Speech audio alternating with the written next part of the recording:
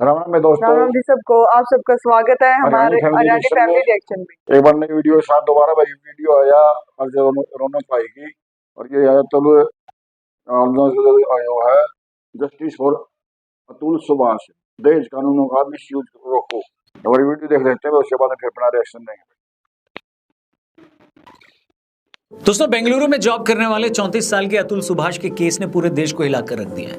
मुझे याद नहीं आता लास्ट टाइम किसी एक मामले पर लोगों को इतना गुस्सा और लोगों का इतना इमोशन एक साथ मैंने कब देखा था। पूरे सोशल मीडिया पर इस मामले पर ओपिनियन और इमोशन की बाढ़ आ रखी है।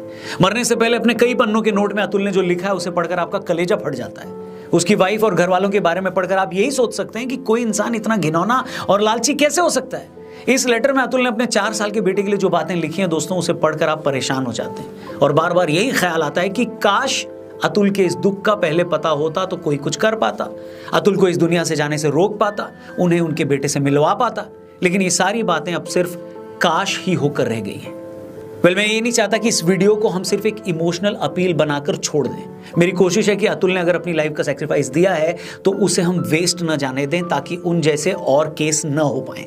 तो इससे पहले कि मैं इस बात पर आऊं कि अतुल सुभाष के केस में क्या गलत हुआ और क्या कुछ ठीक किया जा सकता था, एक बार पहले ये जान लें कि मामला क्या है।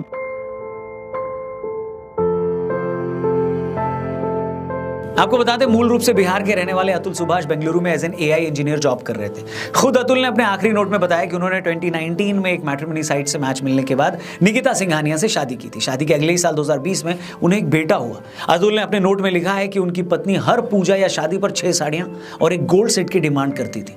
इन सालों में उन्होंने अपने ससुराल वालों को भी उनके बिजनेस के लिए 20 लाख रुपए से ऊपर दिए थे। अतुल ने कहा कि मेरी वाइफ और उनके घर वालों की पैसे की डिमांड लगातार बढ़ रही थी। 2021 में जब उन लोगों को पैसे देने मैंने बंद किए तो मेरी पत्नी हमारे 1.5 साल के बेटे को लेकर घर छोड़कर चली गई।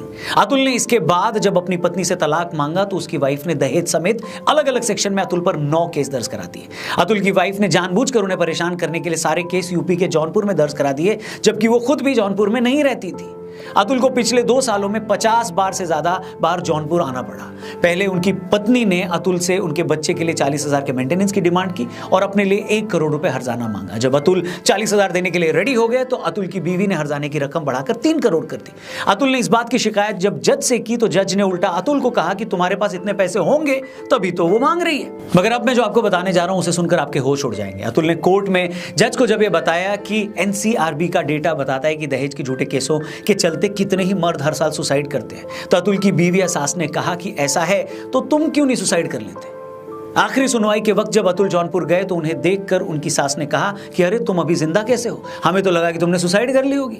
इस पर अतुल सुभाष का जवाब था कि अगर मैं मर गया तो तुम्हारी पार्टी कैसे चलेगी। इस पर अतुल की सास ने कहा कि वो तो फिर भी चलेगी, तुम मर गए तो तुम्हारी प्रॉपर्टी तुम्हारी बीवी के नाम हो जाएगी, तुम्हारे माँ बाप के मरने के बाद उनकी प्रॉपर्टी भी तुम्हारी बीवी के ही नाम होगी, तुम्हारा खानदान सारी जिंदगी कोर्ट के चक्कर काटेगा। अतुल ने जज पर भी इल्जाम लगाया कि उन्होंने भी मुझसे 5 लाख रुपए की डिमांड की थी और जब मैंने वो पैसे नहीं दिए तो उन्होंने मेरी सुनवाई नहीं की। अपनी वाइफ के इसी टॉर्चर, पुलिस की मिली भगत और एक कथित करप्ट जज के चलते अतुल सुभाष ने 9 दिसंबर की रात अपनी जान दे दी। अपनी जान देने से पहले उन्होंने 40 पन्नों का एक नोट लिखा और 1-1.5 घंटे का वीडियो भी रिकॉर्ड किया। अतुल इस सिस्टम से इतने नाराज थे कि उन्होंने अपने नोट में यह तक लिख दिया कि मेरी अस्थियों को तब तक ना बहाया जाए जब तक कि मुझे इंसाफ नहीं मिल जाता, और अगर मुझे इंसाफ न मिल सके तो मेरी अस्थियों को कोर्ट के बाहर किसी गटर में बहा दिया जाए। कई पन्नों के अपने आखिरी नोट में अतुल ने ऐसी ऐसी बातें लिखी हैं जिसे पढ़कर आपका कलेजा फट जाएगा। क्या आप उस इंसान के दर्द का अंदाजा भी लगा सकते हैं जिसने अपनी बीवी और उसकी फैमिली को खुश करने के लिए सब कुछ किया, अपने साले तक के काम में मदद करी, अपने ससुराल को लाखों रुपए दिए, पत्नी की हर खुशी का ख्याल रखा।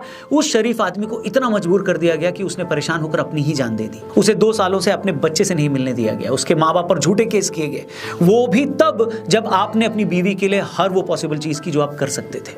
मैं मानता हूं कि इस देश में औरतों के हक के लिए जो कानून बने हैं उसका अपना इतिहास है, उसकी जरूरत भी है। लेकिन क्वेश्चन ये है, सवाल ये है दोस्तों कि इन्हीं कानूनों का फायदा उठाकर कई महिलाएं सीधे साधे मर्दों को फंसा देती हैं, उन्हें अपनी जान देने के लिए मजबूर कर देती हैं। उन महिलाओं का क्या जिन मामलों में औरतें ये साबित नहीं कर पाती कि सच में उनके पति ने उनसे दहेज मांगा था या नहीं, तो क्या उन मामलों में औरतों को भी कभी सजा होती है? ना, बिल्कुल नहीं होती। ऐसे मामलों में आखिर ऐसा कोई कानून क्यों नहीं है जो ये तय कर सके कि बच्चों के मेंटेनेंस के लिए या अपने हर्जाने के लिए औरतें कितना पैसा मांग सकती हैं। अतुल के केस में ही ये कैसे डिसाइड हो गया कि निकिता को अपने 2 साल के बच्चे की परवरिश के लिए 40,000 रुपए महीना चाहिए? आखिर उसने कैसे तलाक के बदले 1 करोड़ के बजाय सीधे 3 करोड़ रुपए मांग लिए? ये तो दहेज कानूनों की आड़ में मर्दों के साथ लूटपाट है, डे लाइट रॉबरी है। आखिर क्या रीजन है कि ऐसे केसेस में बच्चों की जॉइंट कस्टडी नहीं दी जाती? क्यों बाप को तरसाया जाता है? वो बेचारे तो अपने बच्चों का मुंह तक नहीं देख पाते। वेल, मैं साफ कह दूं कि जब मैं ये सारी बातें कर रहा हूं तो मैं कोई 498 या दहेज प्रताड़ना के लिए बने कानूनों के अगेंस्ट नहीं हूं। हर साल सिर्फ दहेज के मामलों में परेशान होकर 8,500 महिलाएं अपनी जान दे देती हैं। ये नंबर ही बताने के लिए काफी है कि ये लॉ कितना जरूरी है।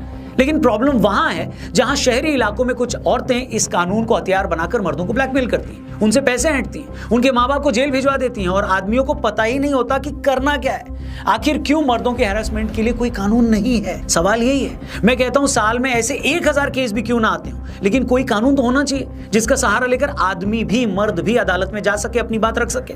आज हम एक अतुल सुभाष की बात कर रहे हैं, लेकिन ऐसे कितने ही मामले हर रोज अखबारों के 8-9 पन्ने पर छपकर खत्म हो जाते हैं और किसी को हवा तक नहीं लगती। कुछ दिन पहले इसी तरह के एक मामले में सब इंस्पेक्टर हरीश ने अपनी जान दे दी। इसी तरह प्रोफेसर दीपांशु का मामला है, वो भी 1.5 साल से अपने बच्चे से नहीं मिले थे। इसी तरह के केस में मुंबई के संदीप पासवान ने भी अपनी जिंदगी खत्म कर दी थी। उनकी मंगेतर और उनकी फैमिली उन्हें लगातार टॉर्चर कर रहे थे। उन्होंने भी अपनी जान देने से पहले 20 पेज का एक नोट लिखा था और 20 मिनट का एक वीडियो बनाकर दुनिया को अलविदा कह दिया था। इसी तरह का केस तमिलनाडु के वास्को अनिल का भी है, जिन्होंने शादी के सिर्फ 2 महीने बाद ही अपनी जान दी थी। उनकी अपनी बीवी से जरा सी कोई बात हुई थी, जिसके बाद उसके ससुराल वाले लगातार उन्हें जेल भिजवाने की बात कर रहे थे, धमकियां दे रहे थे। वास्को के ससुर यूपी पुलिस में कांस्टेबल थे। वास्को की मौत के 1.5 साल बाद भी पुलिस ने इस मामले में कोई रिपोर्ट नहीं लिखी, लेकिन उनकी पत्नी ने जरूर वास्को के माँ बाप पर केस करवा दिया। आप उन माँ बाप की हालत के बारे में सोच सकते हैं जिन्होंने पहले अपना बेटा खोया और अब वो अपने आप को बेगुनाह साबित करने के लिए अदालतों के चक्कर काट रहे हैं। मैं पूछता हूं, अगर कानून की नजर में सब बराबर हैं तो ऐसे झूठे केसों से खुद को बचाने के लिए मर्दों के पास क्या ऑप्शन है? ऐसे मामलों में कानून उनकी क्या मदद करता है? जवाब है कुछ नहीं। और आपको पता है ऐसे मामलों में एक सबसे खतरनाक ट्रेंड क्या है? कई औरतें जिनका शादी के बाद एक्स्ट्रा मैरिटल अफेयर होता है, जब उनके पतियों को इस बात का पता लगता है और वो ऑब्जेक्शन करते हैं, तो ऐसी औरतें सीधे सीधे अपने हस्बैंड को धमकी देती हैं कि अगर तुमने इस मामले को ज्यादा उछाला या किसी को बताया तो मैं तुम्हारे खिलाफ 498 का केस करवा दूंगी। दीपिका नारायण भारद्वाज डॉक्यूमेंट्री मेकर हैं और उनकी संस्था ऐसे मर्दों के हक के लिए लड़ाई लड़ती है। दीपिका ने अपने ट्विटर हैंडल पर बताया कि अतुल के केस के बाद उनके पास अब तक ऐसे हजारों मैसेजेस आ चुके हैं। ऐसे एक मैसेज में एक आदमी ने लिखा है कि मेरी वाइफ का किसी के साथ एक्स्ट्रा मैरिटल अफेयर चल रहा था और उसके साथ मेरी वाइफ के फिजिकल रिलेशन भी थे। एक बार मैंने मेरी वाइफ को उस आदमी के साथ रंगे हाथों पकड़ लिया। मैंने जब ये बात वाइफ के घर वालों को बताई तो उन्होंने लिटरली मुझसे भीख मांगी कि मैं उसे माफ कर दूं। उस आदमी ने कहा कि मेरी फैमिली की भी रेपुटेशन का सवाल था, तो मैंने उसे माफ कर दिया। लेकिन कुछ दिन बाद मैंने मेरी वाइफ को फिर से उस आदमी के साथ पकड़ लिया। इस बार जब मैंने उनकी फैमिली से शिकायत की तो मेरे ससुर जी ने कहा कि फिर क्या हो गया, एडजस्ट कर लो। इसके बाद मैं तलाक लेने कोर्ट गया तो मेरी वाइफ ने मुझ पर 9 झूठे केस करवा दिए और आज मेरी जिंदगी नर्क हो रखी है। अब क्या कोई कानून का एक्सपर्ट मुझे बताएगा कि ऐसे मामलों में एक मर्द करे तो करे क्या? एक तो उसके साथ धोखा हो रहा है, उसका भरोसा तोड़ा गया और सामने वाले ने जब इसकी शिकायत करी तो उल्टा उस पर ही केस कर दिया गया। मतलब जैसे लॉज हैं उसमें आदमी अपनी बीवी का धोखा भी सहे और उस पर ऑब्जेक्ट करे तो उल्टा उस पर ही केस कर दिया जाए। ये किस तरह की सोसाइटी बना रहे हैं? मैं फिर कह रहा हूं कि ऐसा नहीं है कि औरतें धोखा देती हैं तो आदमी नहीं देते, आदमी उससे कहीं ज्यादा देते हैं। औरतें अगर दहेज के झूठे मामले दर्ज करवाती हैं तो औरतों के साथ दहेज के लिए होने वाले सच्चे मामले भी लाखों में हैं और ऐसे ही मामलों में औरतों को ताकत देने के लिए 498 जैसे कानून भी बने। लेकिन फिर सवाल यही आता है कि अगर औरत भी आदमी की तरह चालाक है, धोखेबाज है, लालची है, तो ऐसे मामलों में यही कानून आदमी को यानी मर्द को क्या ताकत देता है? इसका जवाब है कुछ नहीं। हमारे साथ प्रॉब्लम यह है कि जब भी हम औरतों के साथ जुड़े किसी एक मुद्दे की बात करते हैं तो हम ये मानने को तैयार ही नहीं होते कि मर्द भी तो विक्टिम हो सकता है। जैसे कुछ साल पहले जब पूरी दुनिया में मी टू मूवमेंट चला तो दुनिया भर के मर्दों को नेम शेम किया गया। सालों बाद औरतों ने आगे आकर बताया कि कैसे कैसे किस किस आदमी ने उन्हें कब कब टॉर्चर किया, उसका शारीरिक शोषण किया। मुझे लगता है कि ये मूवमेंट सही था। इससे बहुत सारे मर्दों के मन में डर भी आया कि हमने भी कोई गलती की तो हमारी भी ऐसे ही बदनामी हो सकती है। लेकिन मेरा एक सवाल है दोस्तों, अगर कुछ औरतों को आगे बढ़ाने के लिए मर्दों ने उनसे कुछ फेवर मांगे और कुछ औरतों ने ऐसा करने से मना कर दिया, अगर ये एक रियलिटी है तो एक रियलिटी ये भी है कि न जाने ऐसी कितनी महिलाएं भी हैं जो अपने औरत होने का फायदा उठाकर दफ्तरों में, ऑर्गेनाइजेशंस में आगे बढ़ जाती हैं। क्या आपके ऑफिस में ऐसी कोई लड़की नहीं है? और क्या इन लोगों की वजह से जेन्युइन एम्प्लॉइज को नुकसान नहीं होता? फिर चाहे वो कोई लड़का हो या लड़की क्यों ना हो। अब आपके सामने कोई अगर सबूत के साथ ये कह भी दे कि फला लड़की इस तरीके से आगे बढ़ी है, उसने मेरा ये नुकसान किया है, तो क्या आप उस मर्द की बात सुनेंगे? बिल्कुल नहीं सुनेंगे। सच तो यह है कि बात कितनी भी सच्ची क्यों ना हो, उल्टा उस मर्द को यह कह दिया जाएगा कि तुम एक औरत की ग्रोथ से जलते हो, तुम झूठे हो, तुम्हें शर्म आनी चाहिए। मैं फिर कह रहा हूं कि ये एक सेंसिटिव मामला है, लेकिन क्या वजह है कि हम दूसरी तरफ भी कुछ गलत हो सकता है इस बारे में सोचने के लिए तैयार ही नहीं होते। और कोई भी सोसाइटी जब एक तरफा नैरेटिव बनाता है तो वो एक साइड को पूरी तरह से विलन और दूसरे को पूरी तरह से विक्टिम बना देता है। जैसे ब्राह्मणों ने अगर एक वक्त कुछ जातियों पर जुल्म किए तो कुछ लोगों ने आज तक पूरी ब्राह्मण जाति को ऑपरेसर बना रखा है। अगर पेट्रियार्कल सोसाइटी में मर्दों ने सालों तक औरतों पर जुल्म किए, उन जुल्मों से बचाने के लिए हमने औरतों के लिए कुछ कानून बनाए, तो इसका मतलब ये नहीं है कि उसका उल्टा नहीं हो सकता, मर्द भी विक्टिम हो सकता है। हेलो, हिंदी के उपन्यास सम्राट प्रेमचंद्र का एक मशहूर नॉवेल है कर्मभूमि। कर्मभूमि में एक जगह प्रेमचंद जी अपने कैरेक्टर से कहलवाते हैं कि आप लोग कहते हैं कि महिला, दलित, भूमिहीन ये सब प्रताड़ित होते हैं, लेकिन इस बात की क्या गारंटी है कि अगर इन सबको कल को वैसी ही ताकत मिल जाए तो ये सब भी वैसा ही शोषण नहीं करने लगेंगे जैसा इनका होता है। मतलब बुराई आदमी या औरत, ऊंची जाति या नीची जाति में नहीं है। बुराई उस ताकत में है जो एक इंसान को पैसे या कानून या अपनी जाति धर्म से मिलती है। अब ये उस आदमी पर डिपेंड करता है कि वो उस ताकत का कैसे इस्तेमाल करता है। दहेज विरोधी कानूनों ने जहां लाखों करोड़ों औरतों को ताकत दी है, तो यह भी सच है कि इन्हीं कानूनों की ताकत का इस्तेमाल करके लाखों मर्दों का भी वैसे ही शोषण हो रहा है जैसा लेकिन जरूरत इस बात की है कि इन कानूनों का गलत इस्तेमाल होने से रोका जाए, मर्दों को भी कानून की प्रोटेक्शन दी जाए ताकि अतुल सुभाष जैसे भले लोगों को यूं मजबूरी में दुनिया को छोड़कर जाना न पड़े।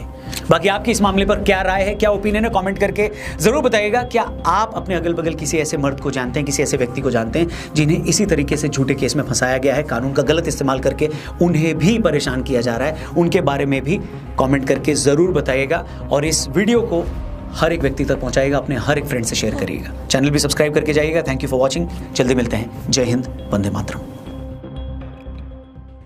तो दोस्तों कैसी लगी वीडियो? वीडियो बहुत बढ़िया मतलब बना रखे भाई ने, मतलब मैं देखा रखा भाई मतलब पुरुष का शोषण हुआ, ये तो भाई है सच्चाई है।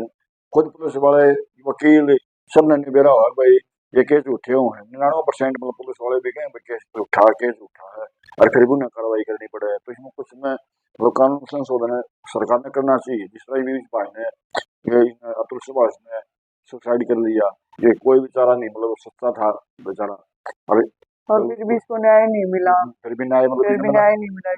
अपनी जान देगा, लेकिन मतलब भाई दोनों केस करवा दिए, झूठे केस वो भी, और उसमें कोर्ट में गया, कोर्ट में भी जज ने पैसे मांगे 5 लाख। तो इसमें संशोधन सरकार ने करना चाहिए, कुछ ना कुछ मतलब मिस यूज को रोकना चाहिए। हर एक आदमी पुलिस वाला ने भी बेरा है भाई यो गलत हो रहा है या गलत रिपोर्ट लिखवा हुआ है, लेकिन उन्हें भी मामला रफा दफा करके और जो हस्बैंड हो है उस ऊपर जो परिवार वाले हैं उनने वही टोटल खरीदा है।